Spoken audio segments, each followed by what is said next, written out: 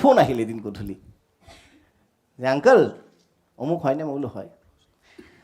ইমান ধুনীয়াকৈ কথা পাতিলে মোৰ আৰু তাৰ বয়সত হয়তো সি বুজি পোৱা হোৱা নাই যে মই কি কৈ আছোঁ বহুত ক্ষেত্ৰত কিন্তু ইমান মেচিউৰিটি দি ইমান ধুনীয়াকৈ ক'লে মই তাৰ ফেন হৈ গ'লোঁ যেতিয়া ৰেজিষ্ট্ৰেশ্যন ওলাইছিল মই তেওঁলোকৰ নামটো চালোঁ নামটো তেওঁলোকৰ আছে যদি নাথাকিলে হয় মাতিলোহেঁতেন বাবু আহা হাত চাপৰি এটা বজাই দিয়ক এট দিছ এজ মানুহে কাৰ্টুন চাই সি মটিভেশ্যনেল ভিডিঅ' চাই সেইবোৰ হুবহু ক'ব পাৰে আহা পিন্ধাই দিব লাগিব এটা হাত চাপৰি জোৰে বজাই দিয়ক ইমান সাহস কৰিছে সি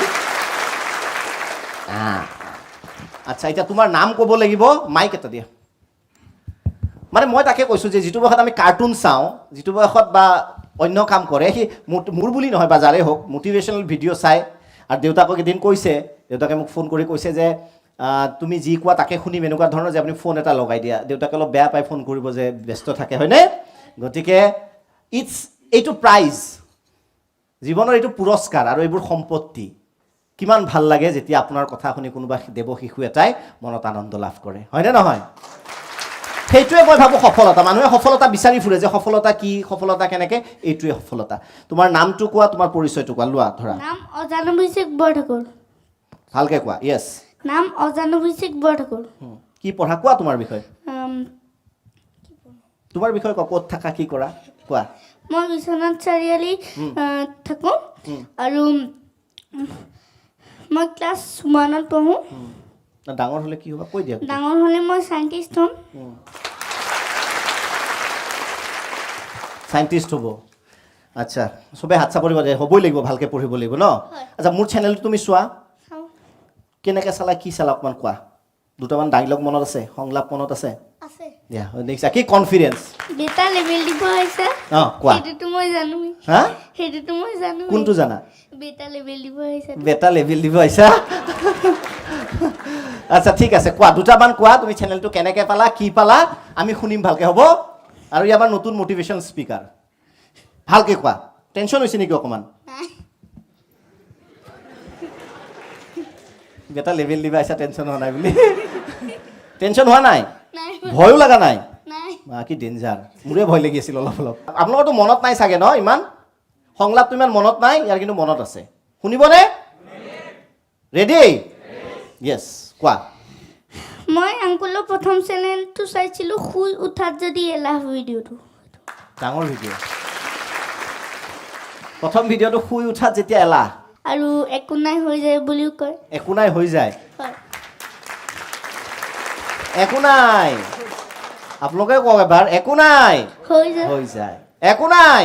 হৈ যায় কেতিয়া ক'ব লাগে একো নাই হৈ যায় যেতিয়া কিছুমান মানে বিপদ এইফালে মুখ নহয় এইফালে কোৱা য়েছ যেতিয়া এইফালে মুখ নহয় তাত চোৱা ধুনীয়া বিপদ আহে যেতিয়া বিপদ আহে তেতিয়া ক'ব লাগে কি ক'ব লাগে একো নাই হৈ যায় একো নাই হৈ যায় জীৱনত যেতিয়া আমি কিবা এটা নাপাওঁ কিবা এটা পোৱাৰ হেঁপাহ থাকে কিবা এটা সমস্যা আহিল অকণমান আহিব আৰু ক'ব একো নাই হৈ যায় তোমাৰতো বিপদ অহা নাই ন আহে কেতিয়াবা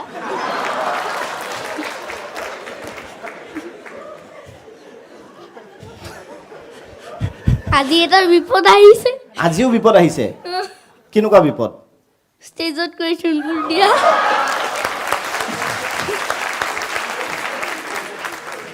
বিপদ এইটো বিপদ নেকি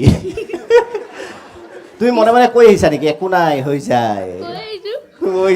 একো নাই হৈ যায় ষ্টেজততো মাতি থকা যায় আৰু কোৱা তোমাৰ বিষয়ে কোৱা মানে তুমি এটা স্পীচ দিবা হয় হ'ব ৰেডি হয় ভালকৈ দিবা মোৰ ফালে নহয় সিফালে চাই দিবা য়েছ মোৰ জীৱনৰ বিষয়ে তাৰ আমি ভাইটিটোৰ টিকলাটোৰ বাবুটোৰ জীৱনৰ বিষয়ে বহুত টেনশ্যন ভৰা জীৱন তোমাৰ বহুত টেনশ্যন নেকি জীৱনত টেনশ্যন হয় নকওঁ হা টেনশ্যন হয় নকওঁ টেনশ্যনখিনি নোকোৱা ঠিকে আছে মানুহৰ আগত টেনশ্যন কোৱা ভাল নহয় প্ৰয়োজন নাই বঢ়িয়া ট্ৰাষ্ট মি এই কথাটো কিন্তু সাংঘাতিক কথা ক'লে আমি ফেচবুকত ষ্টেটাছ দিওঁ তুমি ক'বা ভাষণটো তাৰ আগত মই এটা কথা কওঁ মানুহৰ আগত টেনশ্যনৰ কথা কৈ প্ৰয়োজন নাই 80% মান মানুহৰ লেনা দেনা নাই তোমাৰ টেনশ্যনৰ সৈতে শুনিয়া প্ৰায় 15% মানুহে কি ক'ব ভালে হৈছে দিছিল টেনশ্যনে পাব লাগে হা 5% মানুহে চিম্পেথি দেখুৱাব কিন্তু একো কৰি নিদিয়ে সেইকাৰণে নিজৰ টেনশ্যনৰ কথা সাংঘাতিকভাৱে কাকো কৈ লাভ নাই গতিকে এটা ভাল ইমান ডাঙৰ মটিভেশ্যনৰ কথা ক'লে এটা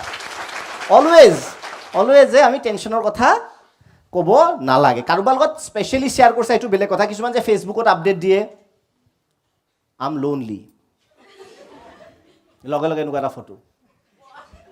ব্ৰেকিং হাৰ্ট এনেকুৱা এটা হৃদয় তাত তীৰ এটা ফাটি যাব দুইফালে কিবা লাভ হয় জানো গতিকে ঠিক আছে এইটো ভাল ক'লা দিয়া মই তাত যাব পাৰিমনে ইয়াতে তোমাক দেখাই নাপাব দেখোন এই চাইডৰ পৰা চাব পাৰি হা চাইডৰ পৰা দেখি আছা অঁ একদম দিয়া আমি এতিয়া স্পীচ এটা শুনিম আৰু ডাঙৰ কথা হ'লে কিন্তু টেনশ্যনৰ কথাখিনি নকয় স্পীচৰ মাজত বেয়া নাপাব হা টেনশ্যনৰ কথা আমি নকওঁ কাৰণ প্ৰয়োজন নাই কি কৰি দিবা তোমালোকে টেনশ্যনৰ কথা শুনি দিয়া আৰম্ভ কৰা ক'ত দিয়াত ক'বা তোমাক নেদেখিব ওপৰত য়েছ আৰম্ভ কৰা সকলোলৈকে মই নমস্কাৰ জনাইছোঁ আৰু দীপক আংকুললৈ মোৰ সেৱা জনাইছোঁ দীপক আংকুলক মই মোৰ দেউতাৰ মোবাইলত দেখিছিলোঁ এদিনাখন দেউতাৰ লগত মই শুই থাকোঁতে দেউতাই আংকুলৰ শুই উঠাত যদি এলাহ ভিডিঅ'টো দেখুৱাইছিল মোৰ এনে লাগিল যেন মই মা দেউতাৰ মুখেৰে সাধুহে শুনি আছোঁ সেইদিনাখনৰ পৰাই মায়ে মোক আংকুলৰ ভিডিঅ'বোৰ দেখুৱায় মই তেতিয়াই ভাবিলোঁ যে এই মানুহজনক মই এদিন লগ ধৰিমেই মই লগ ধৰিব আহিছোঁ এই মানুহজনক এদিন লগ ধৰিম মানে আমি বিশ্বনাথ কলেজৰ প্ৰিন্সিপাল আংকুলৰ ঘৰলৈ গ'লোঁ যাওঁতে প্ৰিন্সিপাল আংকুলৰ লেপটপত মই দীপক আংকুলৰ ফটোখন দেখোঁতে চিঞৰি ক'লোঁ অ' এইজনেই দীপক শৰ্মা তেতিয়া আৰু মই দীপক শৰ্মা বুলি মাতোঁ